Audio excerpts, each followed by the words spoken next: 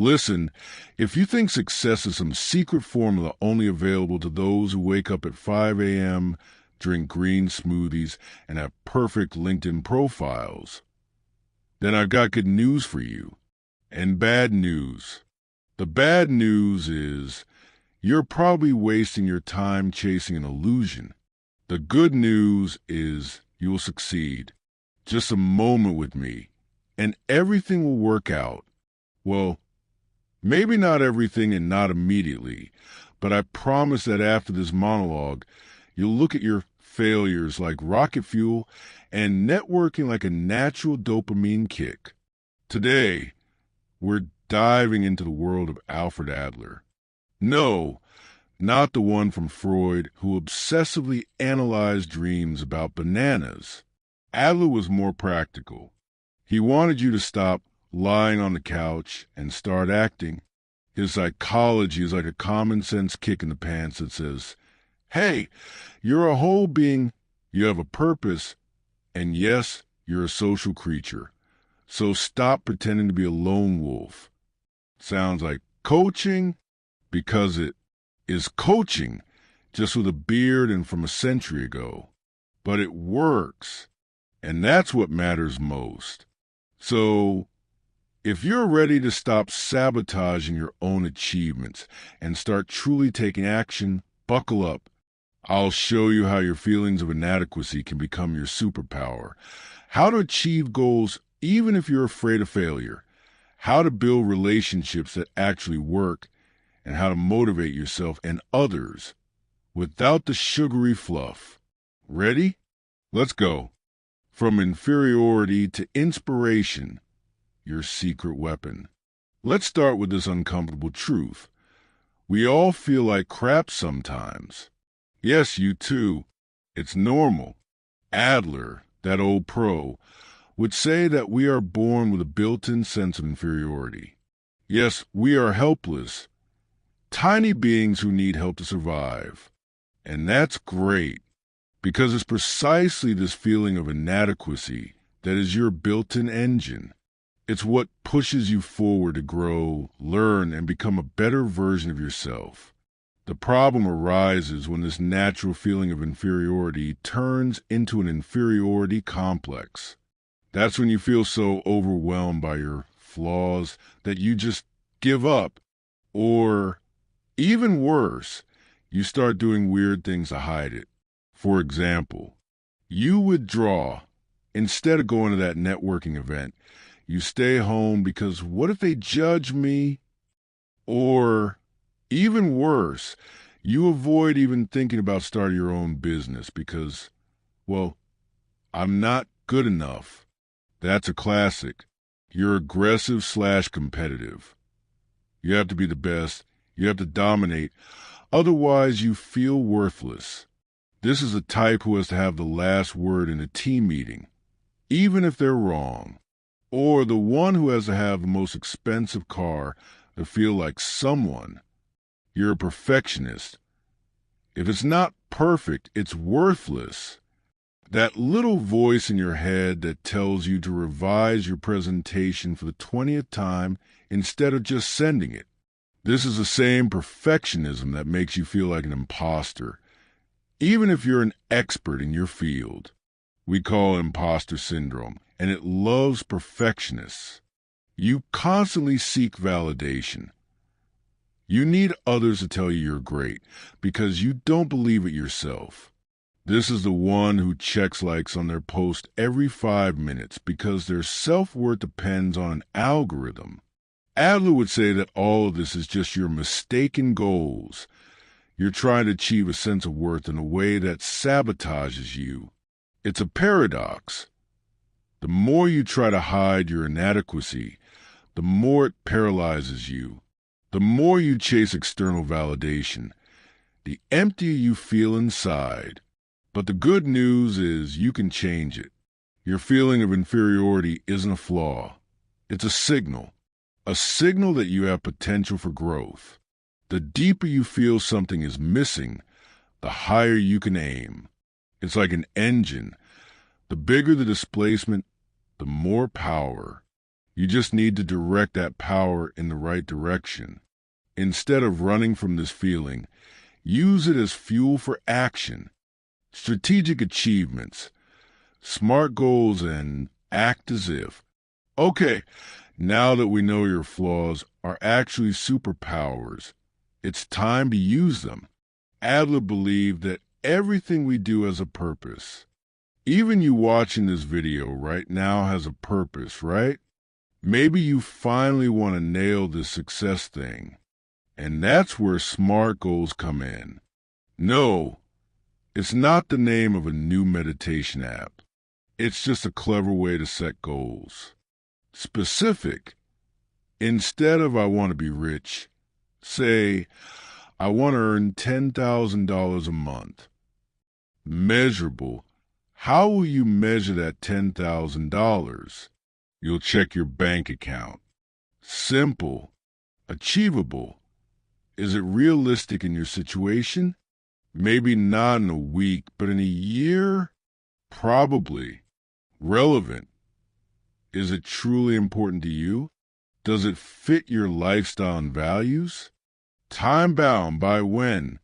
By the end of next year. Instead of, I want to succeed, say, I want to increase sales by 15% in 3 months by implementing a new marketing strategy. See the difference? That's a goal you can sink your teeth into. It's not some vague dream. It's an action plan. But what if you're afraid you can't do it? What if that inner critic starts whining again? That's where Adler's brilliant technique comes in. Act as if. This isn't pretending to be someone else. It's trying on a new version of yourself. It's like an actor stepping into a role. They're not the character, but they behave. Like them. How does it work? Simple. Visualize. How would the person who has already achieved this goal behave? How would they talk? How would they dress? How would they react to challenges? If you want to be a confident leader, imagine how such a leader enters a room, how they conduct a meeting, how they respond to tough questions. Make a list. Write down specific behaviors of this new you, from easiest to hardest. For example, if you want to be a better public speaker, the easiest might be practice in front of the mirror, then record myself on my phone, and finally, volunteer to present at a small team meeting. Start acting. Choose a few of the easiest things and just do them. Even if you feel like an imposter, if you're afraid of public speaking, act as if you are a confident speaker. Maybe that means you first practice power poses in the bathroom, then talk to your plants, and finally volunteer to present at a small team meeting. You don't have to give a TEDx talk right away. Small steps, remember? This isn't magic. It's psychology. When you change your behavior, your brain starts to believe it's true. It's like what you tell yourself. If you keep repeating that you're worthless, you'll eventually believe it. But if you start acting like you're amazing, you'll believe that too. This is a direct hit against perfectionism and imposter syndrome. Stop waiting for the perfect moment. Just start acting, even if it's good enough. Remember, acting as if isn't just pretending. It's actively creating a new reality for yourself. Networking as social interest. Help, and you shall be helped. Okay, now about networking. Most people think of it as hunting for contacts, right? What can I get from this person? Adler would roll his eyes.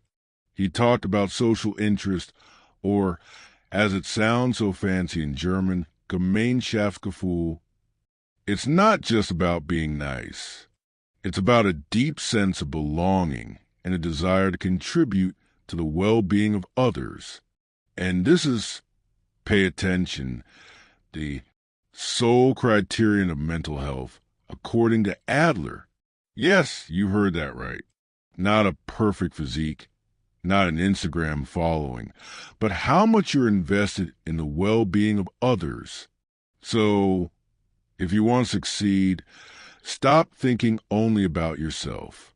Instead, ask yourself, how can I help this person? When you genuinely help others, something magical happens. It's called the helper's high. Your brain gets flooded with endorphins, dopamine, and oxytocin. Yes, it's literally a natural high that makes you feel great. Who needs expensive motivational courses when you can get a natural boost by helping someone? It's like free therapy, but with the bonus of a better world. How to apply this in networking? Listen with empathy. Instead of waiting for your turn to speak, truly listen to what the other person has to say. Try to understand their challenges, goals, dreams. Ask questions that show you care, not just that you want to sell something. Offer help before asking. Instead of asking, what can you do for me? Ask, how can I help you? Maybe you know someone who can assist them. Maybe you have knowledge you can share. Maybe you can connect them with someone. This builds trust and reciprocity. Collaborate, don't compete. Look for opportunities for joint projects, for creating something together. Success isn't a solo performance. It's a team sport. Remember, true relationships aren't transactions. They're investments. The more authentically you engage in helping others, the more you build strong relationships that will naturally come back to you. It's not cynical. It just works, and you feel better about it. It's like karma, but with scientific backing. Encouragement coaching. Forget bravo. Finally, let's talk about motivation. Most of us have heard bravo, or I'm proud of you. And that's okay. But Adler had something better. Encouragement. Encouragement isn't empty praise. It's a process of building inner courage and self-belief. It's about making you believe that you are capable, even if you make mistakes. What's the difference between praise and encouragement? Praise often focuses on the outcome. You did great. While encouragement focuses on effort and process, I saw how much work you put into that. Praise can make you dependent on external opinions. I'm proud of you. While encouragement builds internal worth, you must be really proud of yourself. How does it work in practice? Focus on effort and progress, not the outcome. Instead of great presentation, say, I saw how much work you put into that presentation and it paid off. That data slide was really well researched. Or, you've made significant progress on this project since last week. What specific steps did you take to achieve that? Acknowledge inner resources. Instead of you're so smart, say it took real courage to present that idea, especially with the uncertainty. That willingness to act is impressive. Communicate faith. Instead of, I hope you succeed, say, I have faith in your ability to handle the situation. You've shown resilience in similar circumstances before. Accept imperfection. It's perfectly okay that it didn't go perfectly. What truly matters is the effort you put in and what you're learning from the experience. Keep going. Remember, the courage to be imperfect is a superpower. And most importantly, apply this to yourself. Daily. Instead of beating yourself up for what went wrong, congratulate yourself for trying, for getting out of bed, for sending that difficult email. This builds your inner strength, regardless of what's happening externally. It's like building a psychological muscle. The more you practice, the stronger you become. Conclusion, your success, your rules. So there it is, your Adlerian guide to success. This is another 5 easy steps to becoming a millionaire guide. It's something much deeper and, frankly, more effective. It's about stopping the fight with yourself and starting to cooperate with your emotions, with your flaws, with other people. Remember, your feelings of inferiority aren't a weakness. They're fuel. Use them. Act as if you're already the person you want to be. Your brain will eventually believe it. Help others. It's not just nice. It's a scientifically proven dopamine kick. Encourage yourself and others. Build courage, not perfection. True success, according to Adler, isn't just what you achieve, but who you become in the process. It's about being courageous, being social, and being yourself with all your imperfections. So go forth, act, and give yourself a high five. You've earned it. Success? Come on, it's easy.